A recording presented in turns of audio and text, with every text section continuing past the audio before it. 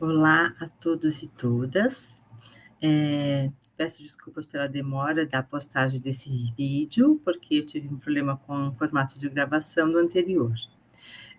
Na verdade, hoje nós vamos falar de uma aula que já postei os slides, mas que eu vou descrever as imagens dela aqui para vocês, tá certo?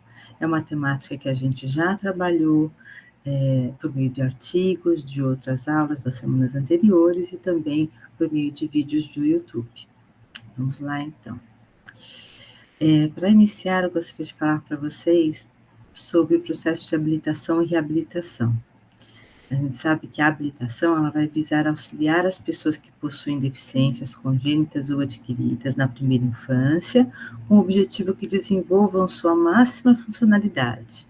Já no processo de reabilitação, visa-se auxiliar as pessoas que tiveram perdas funcionais a readquirir sua autonomia em maior nível de funcionalidade possível. Nas diferentes fases da escolaridade da pessoa com deficiência visual, podemos trabalhar com equipe que esteja trabalhando em nível de habilitação ou em nível de reabilitação. Conforme o Ministério da Saúde preconiza, as ações de reabilitação devem ser compostas por uma equipe interdisciplinar, formada por terapeuta ocupacional, professor de orientação e mobilidade, pedagogo especializado, psicólogo, assistente social, fonoaudiólogo e fisioterapeuta, sendo o oftalmologista o primeiro profissional que deve fazer a avaliação, tratamento e prescrição de recursos ópticos e não ópticos. Qual seria o propósito, então, de uma equipe interdisciplinar ou multidisciplinar na atenção à saúde de uma criança com baixa visão? Promover o seu desenvolvimento psicomotor, sensorial, afetivo e social, permitir o uso máximo da visão residual, prescrever os auxílios de baixa visão e promover sua utilização adequada, criar e desenvolver estratégias para incentivar a inclusão das crianças com deficiência, tanto na escola como na sociedade de uma forma mais ampla. A reabilitação, ela vai possibilitar que o sujeito alcance uma nova condição quanto à sua organização psicológica e de seus papéis sociais. A reabilitação pode ser considerado o agente facilitador ou promotor desse processo de transformação. E ocorre quando as pessoas vêm a perder ou diminuir a sua funcionalidade visual no decorrer da vida. Ela vai favorecer o desenvolvimento de potencialidades, de talentos, habilidades e aptidões físicas, cognitivas, sensoriais e psicossociais, além de atitudes, e também a profissionalização e artísticas também, que vão contribuir para a conquista da autonomia do sujeito e da participação social em igualdade nas condições e oportunidades com as demais pessoas. O oftalmologista ele deve realizar o atendimento oftalmológico de adultos e crianças, específico nessa área, verificar a necessidade de prescrição dos óculos específicos para baixa visão, as lentes filtrantes, que são os óculos de sol, telelupas, lupas de aumento, entre outros recursos. A equipe multiprofissional vai trabalhar de uma forma mais específica, testando, orientando e treinando os pacientes no uso adequado dos auxílios ópticos e não ópticos que foram prescritos pelo oftalmologista. No caso das crianças, vai promover a estimulação precoce, mesmo quando elas tenham ou baixa visão e cegueira, e reabilitar as pessoas para a realização das atividades de vida diária de acordo com as suas necessidades, além de realizar o treinamento com os profissionais de orientação e mobilidade, pedagogia, o educador físico, o fisioterapeuta e terapeuta ocupacional. Dando continuidade, é importante entender a necessidade da equipe de reabilitação ensinar as técnicas de locomoção, para ter maior segurança no ambiente interno e externo, inclusive na utilização da bengala longa. Fazer as orientações pedagógicas para a inclusão escolar da criança e dos adultos de acordo com as necessidades específicas, oferecer apoio psicológico para os próprios pacientes e para os seus familiares, e orientar o direito das pessoas aos benefícios, da pessoa com deficiência. Então, nesse processo de reabilitação, nós procuramos habilitar as pessoas para que elas experimentem aquilo que elas têm de possibilidades, apesar de elas poderem ter alterações visuais, para que elas desenvolvam o potencial em função à sua interação com o ambiente. Durante o processo de reabilitação, as intervenções da visão têm de ser adequadas às necessidades e prioridades individuais de cada um. Acredita-se que o sucesso do processo de reabilitação está diretamente relacionado às habilidades do paciente em lidar com sua condição de saúde e tomar as decisões que são mais motivadoras e que tenham mais significado no seu dia a dia. O trabalho da reabilitação ele é extremamente importante e ele é específico e necessita, sim, desse diálogo interdisciplinar, pois o uso do resíduo visual não é instintivo e não são todos os recursos que são para todos os indivíduos e nem todos se adaptam. Então, o profissional que está na escola, ele precisa ter uma interlocução com o profissional da reabilitação. Ele precisa perguntar aquilo que ele tem a dúvida em relação à dificuldade visual do aluno que ele está acompanhando. Ele precisa compreender, após uma valiosa, assim, atenciosa e criteriosa avaliação do recurso de tecnologia assistiva, que se aplica à pessoa com baixa visão, para que serve aquele recurso? Qual é o tamanho de letra que é viável para aquela pessoa, né? Tem que ter o ajuste adequado para o melhor recurso, para que seja favorecida a autonomia e a independência do escolar.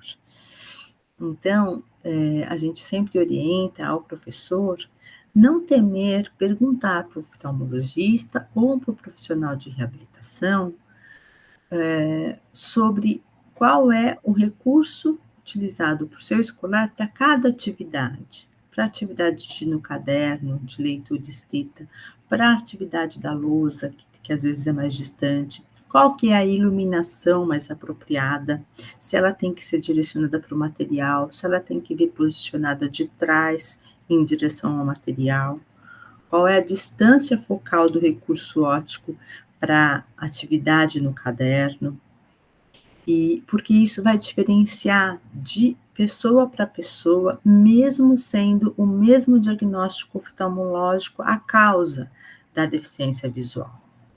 O caso de baixa visão é muito diverso e diferente de um caso para o outro a acuidade e o funcionamento visual. E aí a gente tem a tecnologia assistiva ao nosso favor, que, como preconizado já pelo Comitê de Ajudas Técnicas, né, do Ministério, desde 2005, vem a ser uma área de conhecimento de característica interdisciplinar, que engloba produtos, recursos, metodologias, estratégias, práticas e serviços que objetivam promover a funcionalidade relacionada à atividade e participação de pessoas com deficiência, incapacidade ou mobilidade reduzida.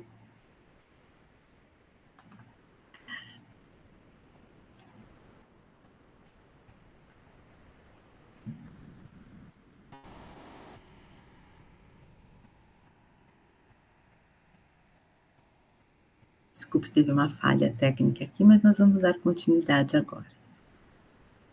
Visando a sua autonomia, independência, qualidade de vida e inclusão social. Na baixa visão, quais são os recursos ópticos que nós conhecemos? Os ópticos, os não ópticos, os ambientais, que se referem ao posicionamento e ampliação, e de iluminação também, da amplificação e da iluminação, as atividades de vida diária e a orientação e mobilidade. Na sequência, eu vou exemplificar alguns recursos ópticos para perto. Nesse slide, nós temos 9 imagens, eu vou citá-las da esquerda para a direita, explicando a função delas. Então, temos aqui, a primeira imagem da esquerda, é uma lupa de apoio, que fica apoiada no peito da pessoa, com um cordão que passa pelo pescoço e tem mais ou menos uns 20 centímetros de lado, é um quadrado. A pessoa coloca o material embaixo da lupa para que ela possa visualizar dentro da distância focal que lhe for mais confortável. Depois nós temos 2 imagens de lupa de apoio, que são encostadas no material de leitura. Tem um material para leitura impresso em preto, num fundo branco, onde com essa lupa sobre ele favorece uma ampliação. Depois nós temos a imagem de 2 sistemas de magnificação de imagem, parecidos com o aparelho celular, mas que eles também ficam sobre o material impresso e favorecem diversos níveis de ampliação, aumentando a letra e podendo dar também diferentes níveis de contraste, ou seja, muda-se a cor do fundo e a cor da letra. Tem coloridos e tem que são preto e brancos, então pode-se escolher o fundo preto com a letra em branco, ou o fundo branco com a letra em preto, e isso cada aluno escolhe o que for mais funcional para a sua leitura. Depois temos a imagem de 2 lupas de apoio, que tem lanterna, tem um botãozinho que se acende a luz, então além de ampliar o material a ser lido, ela também oferece uma iluminação focada. Temos também uma lupa pedra sobre uma tabela de leitura, mostrando que por onde ela passa, ela vai ampliar o material a ser lido, as letras a serem lidas, e uma imagem onde tem 4 diferentes modelos de lupas também de apoio, ou seja, parecem pedras e réguas que ficam sobre o material e a pessoa vai correndo com eles, vai percorrendo o material a ser lido. Vou passar para o próximo, que tem exemplos de recursos óticos para longe. São óculos, 4 modelos de óculos de lentes prismáticas, não são os óculos com lentes comuns, que nós usamos para corrigir erros de refração, como miopia, astigmatismo, presbiopia, ou hipermetropia. São óculos que têm funções maiores e eles funcionam para que se possa enxergar um menor campo visual numa distância maior do que para perto. Também temos exemplos na sequência de telescópios, parece um binóculo, onde você tem só a visão de um olho, e ele é aplicado para as pessoas enxergarem de longe, como, por exemplo, a lousa, uma placa que está distante, localizar o ambiente para poder se locomover com maior autonomia. Um dos exemplos que tem ali é um telescópio montado nos 2 olhos, numa armação de óculos, que tem sido muito pouco utilizado atualmente. Os óculos, os recursos que são monoculares, onde a pessoa escolhe o olho de melhor visão para poder visualizar para longe, e também ele pode regular a distância focal, que são os mais utilizados. Um outro recurso bastante utilizado para perto é o próprio celular. Hoje em dia, os escolares têm usado o celular para fazer a iluminação do material a ser lido, para fazer um print, para tirar uma fotografia do material a ser lido e poder ampliar naquele tamanho que lhe é mais conveniente. E a gente sabe que isso é um recurso importante que, às vezes, tem que ser discutido na escola, sua possibilidade de utilização, em função de ser uma tecnologia que é bastante difundida e os próprios alunos se sentem mais aceitos na sala de aula por ser um recurso que ele é divulgado, né, por toda a comunidade. Já os recursos não óticos, eles são definidos pelo Ministério da Educação desde 2010 como as mudanças relacionadas ao ambiente, ao mobiliário, à iluminação e aos recursos para leitura e escrita, como o contraste, alto nível de contraste, as ampliações. Tudo isso usados de modo complementar ou não aos auxílios óticos, tanto para perto como para longe, com a finalidade de melhorar ainda mais a funcionalidade visual. Então, temos aqui as imagens de alguns deles.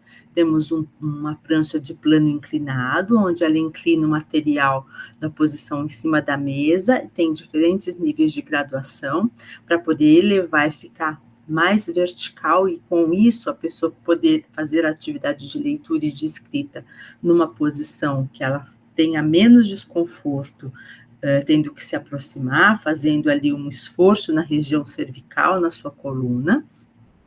E também tem uma luminária iluminando o material a ser lido.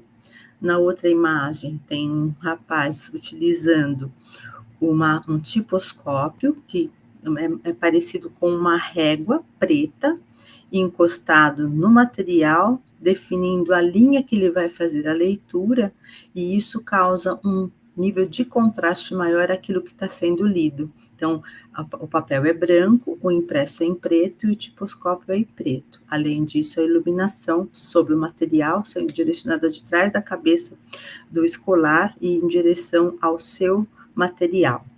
Uma coisa importante da gente comentar é que o material impresso, ele não deve oferecer brilho, porque isso ofusca a visão da pessoa com baixa visão, tá? Temos depois um teclado de computador preto, com as teclas em amarelo e as letras sobre as teclas impressas em preto com um tipo maior. Depois temos um baralho, que oferece os números impressos com alto nível de contraste, o fundo branco e as letras e símbolos em vermelho e em preto, favorecendo aí a utilização desse recurso, desse jogo, né? Na sequência, um monitor de vídeo de computador, onde tem acessibilidade do próprio Windows acionada, podendo estabelecer um recorte, uma janela, para a pessoa poder visualizar o que está sendo escrito na tela, e está sendo complementada essa imagem com uma folha de papel branca, com impresso ampliado em preto, que é fixado como uma prancheta ao lado do monitor de vídeo.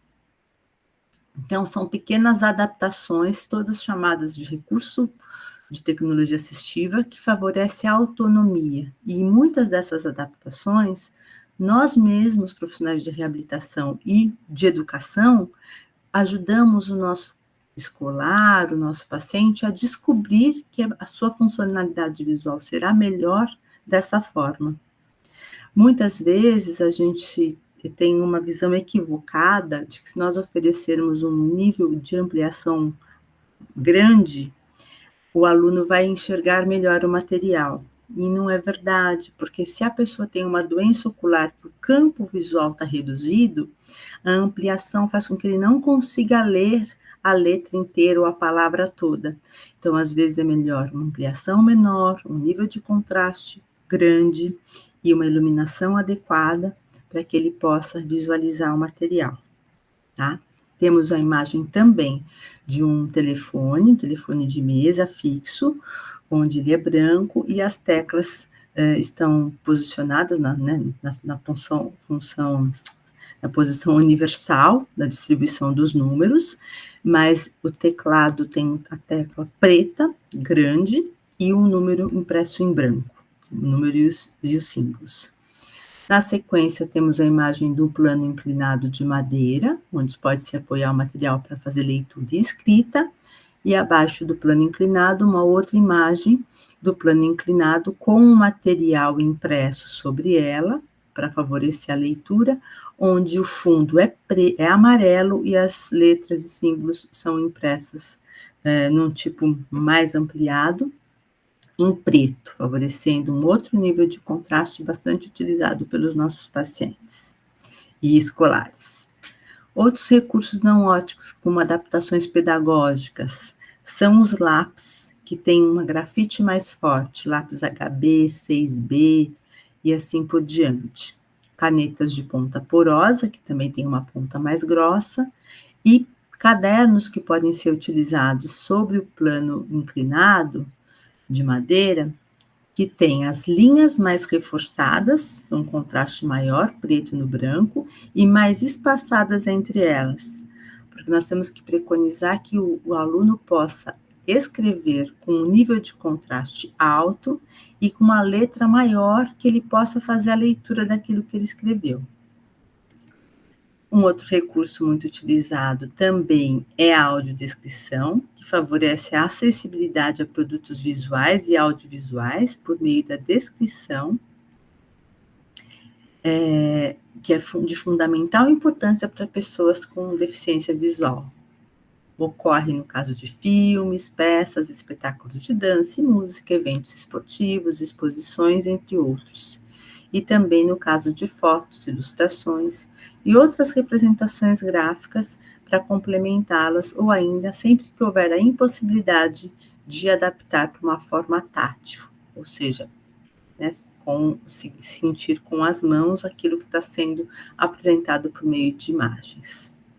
Temos aqui também a questão da atividade de vida diária, que muitas vezes a culinária é uma atividade muito rica dentro da escola, e com pequenas adaptações e orientações é possível que o escolar participe dessa atividade rica no processo de inclusão, tanto do ponto de vista do relacionamento social com os outros alunos, com os professores, e também a riqueza que oferece essas vivências para assimilar, né, contextos e conceitos interdisciplinares. Então, temos aqui exemplos, a gente sempre orienta em casa e também na escola, de manter os utensílios domésticos guardados sempre nos mesmos lugares, que sejam utensílios que forneçam um nível de contraste importante, como, por exemplo, aqui uma panela preta sobre uma mesa branca, o prato, copo pode ser de uma cor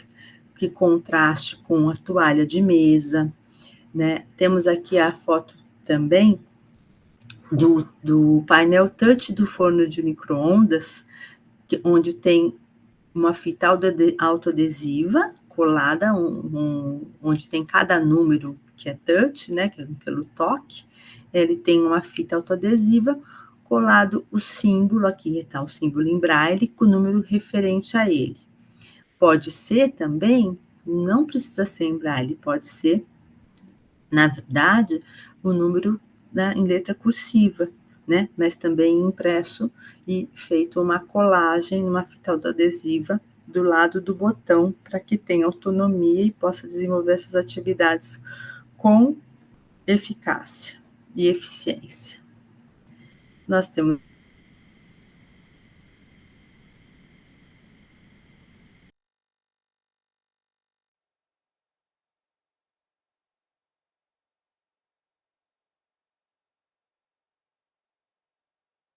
a bengala branca, que é a bengala utilizada para as pessoas que são cegas, a bengala verde, que é utilizada para as pessoas que têm baixa visão, e a bengala vermelha e branca, que são utilizadas para as pessoas que têm surdo-cegueira. Temos também a sinalização num piso com a linha, o piso podotátil em amarelo, oferecendo contraste e tendo relevo em formato de bolinhas, para que a pessoa com o tato dos pés possa sentir que a sinalização de mudança de algum ambiente, ou uma travessia de rua, ou a entrada de uma loja, e assim por diante. Bom, acho que de uma forma geral são esses recursos que eu gostaria que vocês tivessem conhecimento.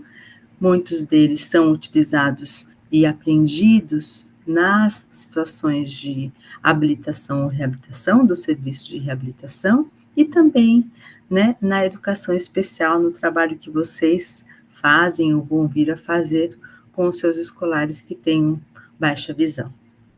Agradeço a atenção e até a próxima semana.